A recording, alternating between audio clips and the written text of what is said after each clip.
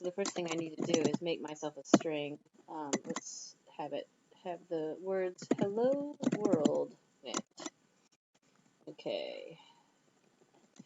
And now that I've got this string, I can use this method called charat to pull out one letter of this thing at a time. So I can extract this H alone, or this E alone, or this L alone.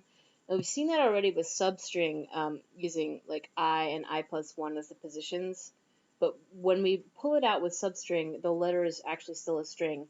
And sometimes we want the letter to be a char, and so we're going to use this new method to pull out one letter at a time, and it's going to be type char instead of type string.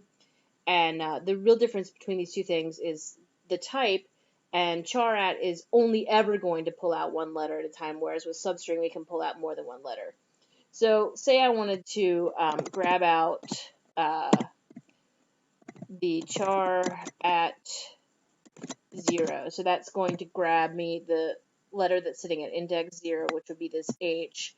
Then I could save that into a little char variable, or I could print it directly. And if I print this onto the console, you're going to see it's going to just give me the H. So let me run this.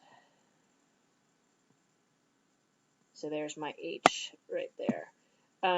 So this kind of works exactly like substring, except again, you only have to worry about one parameter. You're just telling it the index or the position number of which letter you want. You can loop over this thing and print all the letters, so I can just go ahead and write myself a for loop that visits all the letters. So if I go int I equals 0, so it'll start at the left-hand side. It'll go all the way across this thing one at a time, and I can go ahead and print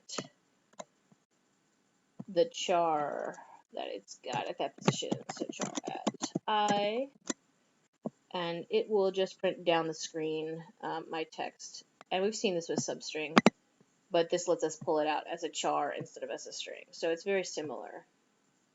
So there it is, hello world, down my console instead of